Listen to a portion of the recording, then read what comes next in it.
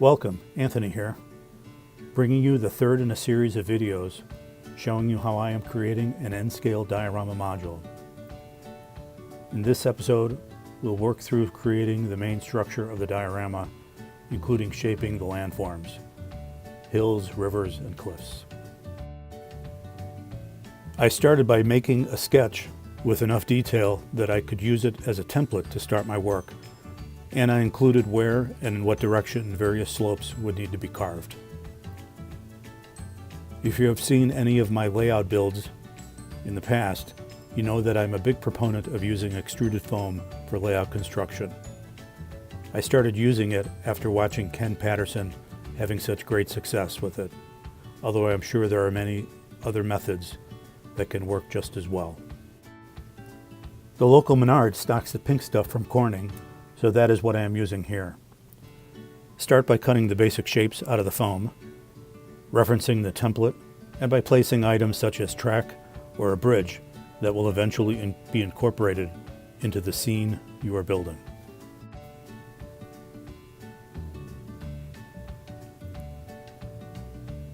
For the initial shaping, I've ended up using a number of tools, but primarily I have stuck with using a cheap steak knife and a hot wire cutter. I use a black Sharpie to mark up the foam pieces where the cuts should be,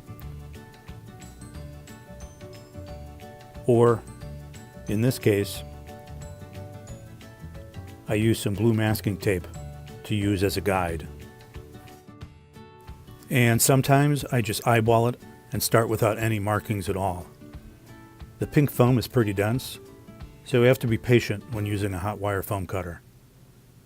And I would also recommend using a mask and make sure the room is fairly well ventilated because there is some smoke. I don't know how toxic the smoke is, but better to be safe than sorry.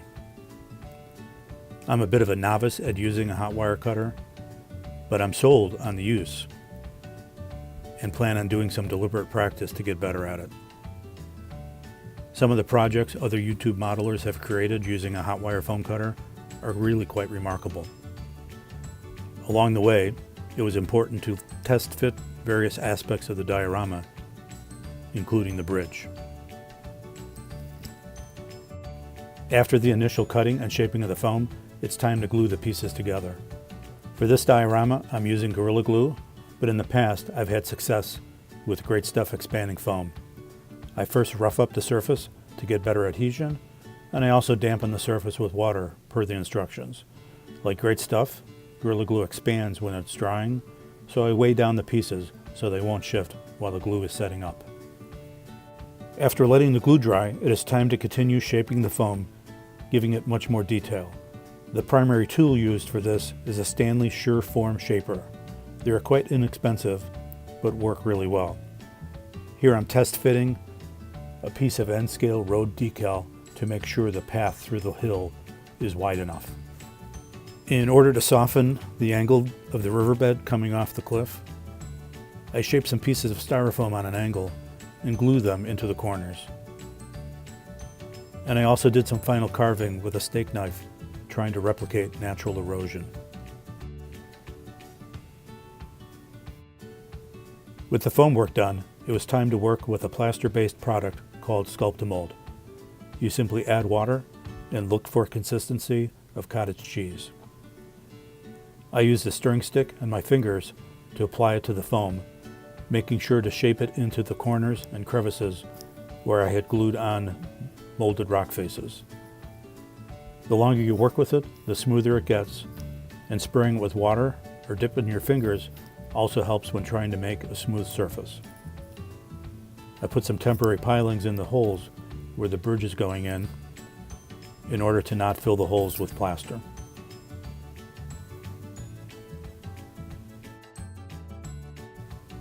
I've never used Sculptamold and found it to be quite easy, but I know I need to continue to work with it to get proficient. I also realized, particularly after reviewing Luke Towan's many excellent videos, that some of the work I put into carving the foam could have been more easily accomplished using the Sculptamold. In order to ensure a smooth and sealed riverbed for using Woodland Scenic's realistic water, I mixed up a batch of plaster of Paris to a consistency that would self-level and poured it into the riverbed. Up next in this series, I'll show you how I create rock formations for the diorama. I hope you've been enjoying the series on building an N-scale diorama, and I hope you will continue to join me.